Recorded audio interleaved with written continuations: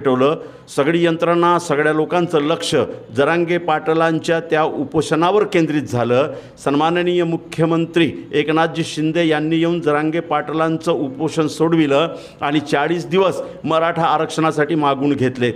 या गोंधळामध्ये महाराष्ट्र शासनानं 2 महत्त्वाचे GR पारित केलेत आणि हे दोन्हीही GR बहुजन समाजाचा गळा दाबणारे आहेत।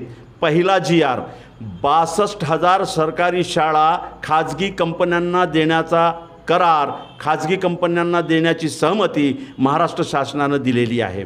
आश्चर्य असं की सन्माननीय उपमुख्यमंत्री फडणवीस साहेबांची विचारधारा केंद्रात ठरते, भाजपाची एक विचारधारा आहे, ते खाजगीकरण, प्रायव्हेटायझेशन याचे पुरस्कर्ते आहेत।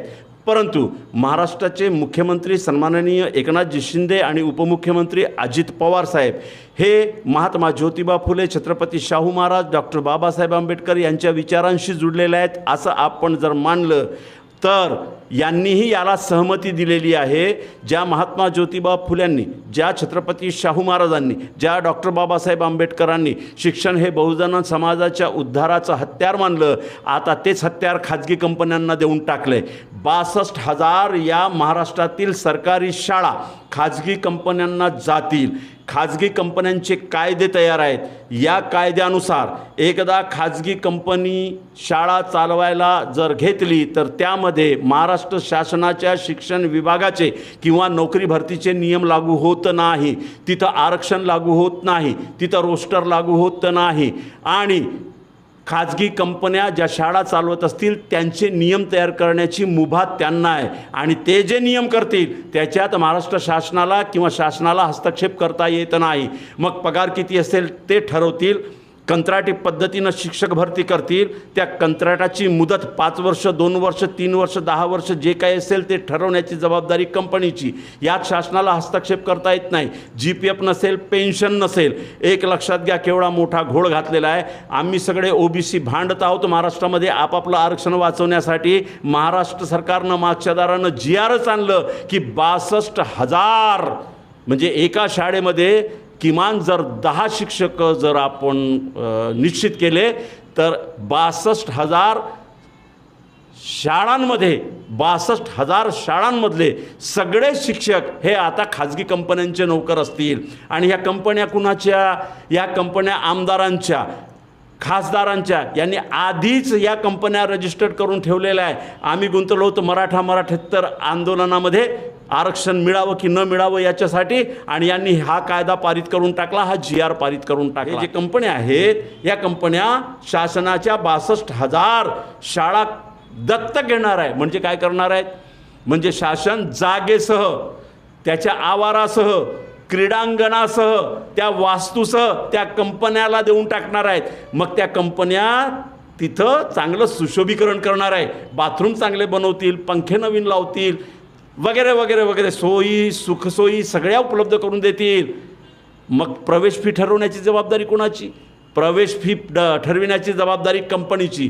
कंपनी ठरवेल त्या प्रवेशामध्ये, त्या प्रवेश फीमध्ये बहुजन समाजाच्या पोराला किंवा कोणालाही प्रवेश घ्यावा लागेल आणि कोणत्याही कोर्टामध्ये दाद मागता येणार नाही कंपनीच्या त्या कायद्याच्या विरोधात। मित्रांनो, केवढा मोठा घोळ आणि केवढा मोठा गळा दाबण्याचं हा GR आहे, हे लक्षात घ्या। आणि दुसरा महत्त्वाचा GR ज्यामध्ये दुसऱ्यांदा आरक्षण संपुष्टात आणले तो म्हणजे या महाराष्ट्रातील 85 संवर्गातील सगळी पदे खाजगी कंपन्यांच्या माध्यमातून भरण्याचा दुसरा GR महाराष्ट्र शासनानं पारित करून घेतला आहे। या 85 संवर्गातील उपसंवर्ग 138 आहेत। म्हणजे इंजिनियरपासून तर कंत्राटी पद्धतीनं सगळी भरती केल्या जाईल। मग तो क्लर्क असो, मग तहसील ऑफिस असो, नगरपालिका असो, महानगरपालिका असो, निमशासकीय कार्यालय असो की शासकीय कार्यालय असो, यामध्ये लागणारा कर्मचारी वर्ग हा कंत्राटी पद्धतीनं कंपन्या भरतील आणि ही नियुक्ती 5 वर्षासाठी असेल। कुणाला नियुक्त करायचं हे कंपनी ठरवेल आणि स्पष्टपणे GR मध्ये म्हटलेलं आहे की याच्यामध्ये आरक्षण नाही, आरक्षणाची सोय असणार नाही। हे खुल्या पद्धतीनं होतील आणि पगार किती? 10,000, 15,000, 20,000 कंपनी ठरवेल ते।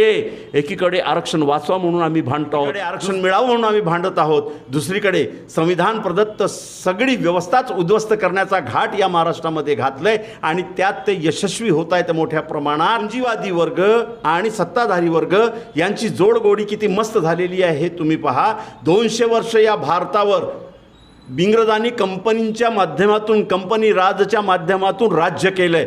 तीच प्रतिकृती नेमकी या भारतामध्ये, या महाराष्ट्रामध्ये आता अस्तित्वात यायला लागली. म्हणून बहुजन समाजातील 18 पगड जातींच्या लोकांनी, सगळ्या आदिवासी, मुस्लिम, अनुसूचित जाती जनजातीच्या लोकांनी या दोन्ही GRच्या विरोधात मोठं रान पेटवलं पाहिजे. खाजगी शाळा ह्या नफा कमवण्यासाठी असतात आणि नफा कमवण्यासाठी फीस द्यावीच लागते. हा सिद्धांत सुप्रीम कोर्टानं एका निकालामध्ये जाहीर केलेला होता. आणि जेवढा पैसा या खाजगी कंपन्या ओततील त्याची वसुली विद्यार्थ्यांच्या प्रवेशाच्या किंवा ट्युशन फीसच्या माध्यमातून ते घेणार आहेत. आरक्षण संपलं, शिक्षण क्षेत्रातून आरक्षण संपलं, 85 संवर्गातील आरक्षण संपले. आता याच्या विरोधात सगळ्या बहुजन समाजाने महात्मा ज्योतिबा फुले, छत्रपती शाहू महाराज, डॉक्टर बाबासाहेब आंबेडकरांच्या नावानं आरोळी ठोकत जन आंदोलन उभं करणं हाच एकमेव मार्ग आहे.